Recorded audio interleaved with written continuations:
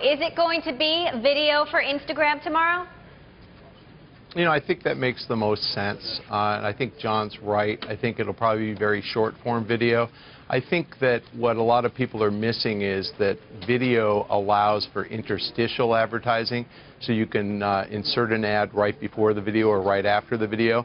And I think that also people aren't really thinking about the Instagram audience, which skews a lot younger and a lot more female than the conventional Facebook audience.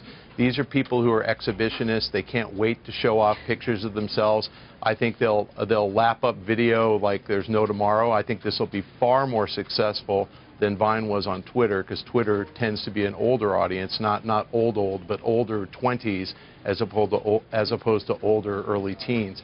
So I think this is really something. I think it's going to help Facebook monetize mobile, because I think the video app is going to obviously be people using smartphones to take the videos and probably smartphones to consume the videos. So I think this is a great opportunity for them. I think stock should be moving on this, and it really hasn't been. So obviously Instagram has a lot more users than Vine does right now. If video is added to Instagram, does it blow Vine out of the water? What sort of parameters does it need? You know, John suggested 4 seconds. What about 7 seconds? 1 second longer than videos on Vine.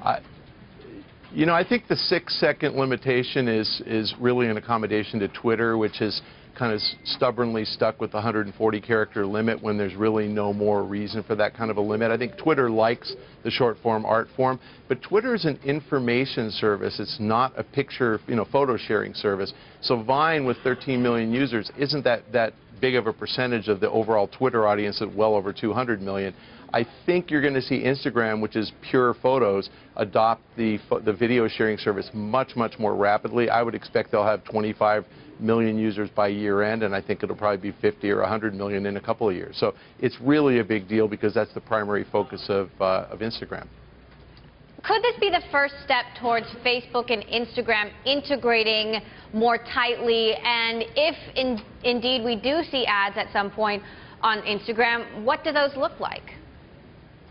You know, I think integration might be a bit too sophisticated a word for this, this young teen audience. I think it's a bridge from Instagram to Facebook. I think what you'll probably see is once this video sharing service is up on Instagram, it'll be added to Facebook later, and that will make the transition from Instagram to full-fledged Facebook easier as these people are off to college or off into the workforce and they actually lose track of their friends. Remember, everybody on Instagram right now, all the pre-teens and early teens, everybody they know lives within 5 miles of them. Most people on Facebook have friends across the country or around the world. So it's a different type of service, and I think you need that bridge. I think video could be the bridge.